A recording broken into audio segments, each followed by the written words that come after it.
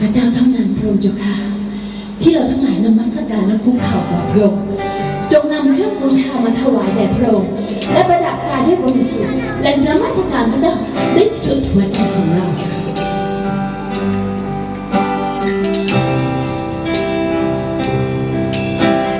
จะนมัสการด้วยสุดหัวใจ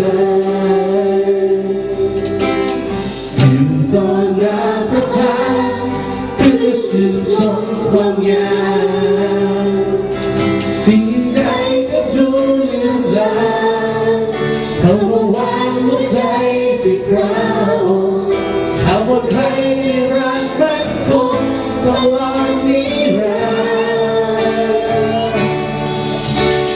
ดร์นมัสการด้วยสุดหัวใจอยู่ต่อหน้าพระพักตร์ทุกวันจากนี้ไปสิ่งใดก็ไม่สำคัญสิ่งที่ฝันขอตามแต่พระทัยหากจะเดินต่อไปด้วยแผนการนิรัน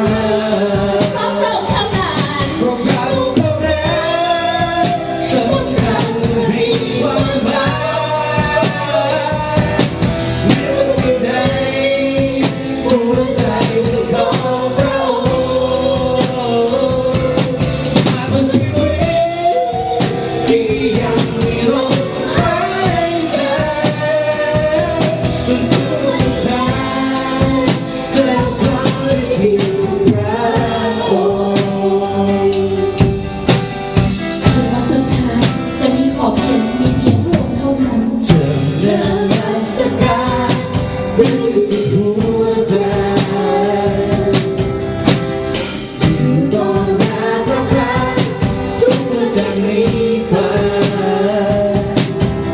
สิ่งใดก็ไม่สำคัญสิ่งที่ฝันขอตามแต่พระทัยหากจะเดินต่อไปในแผนการนิรันดร์พวกเขาเท่านั้นสำคัญมีความหมายเหนือสิ่งใดหัวใจของพระองค์หากว่าชีวิตที่ยังมีลมหายใจจนถึงวันสุดท้ายจะขอให้เพียงพระองค์พวกเราเท่านั้นสำคัญมีความหมายเหนือสิ่งใดหัวใจของพระองค์มันเป็นชีวิตที่ยังมีลมหายใจจนถึงวันสุดท้ายจะขอให้เพียงพระองค์ ทรงเจ้าค่ะตราบจนวันสุดท้ายชีวิตข้าพระองค์จะติดตามพระองค์ทุกวันคืนสิ้นลมหายใจวิญญาณจิตของข้าพระองค์ก็จะพันผูกกับพระองค์ทุกวันคืนเพื่อเจ้าเท่านั้นทุกหัวใจของเราทุกการนมัสการพระองค์ฝากชีวิตและความฝันอยู่ในน้ำพระทัยของพระองค์ขอบคุณพระเจ้าพระองค์ให้ชีวิตของข้าพระองค์มีความหมายทุกวันเวลาใช่แล้วพระองค์เจ้าค่ะใช่แล้วพระองค์เจ้าค่ะฮาเลลูยา เรียกว่าสิ่งใดหัวใจเป็นของพระองค์ว่าชีวิตที่ยังมีลมหายใจจนถึงวันสุดท้ายจะขอได้เพียงพระองค์เพราะการเท่านั้นสำคัญมีความหมายเหนือสิ่งใด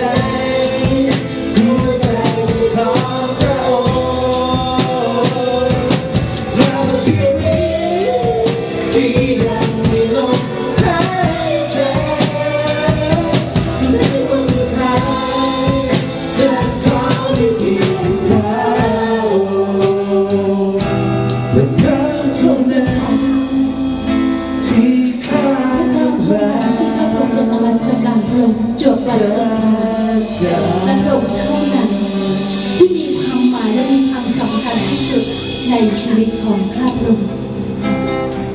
พระเจ้าตรัสว่าจงตามเรามาเถิดและจะตั้งท่านทั้งหลายให้เป็นคนหาคนดั่งหาปลาพระเจ้าของเรายิ่งใหญ่สูงสุด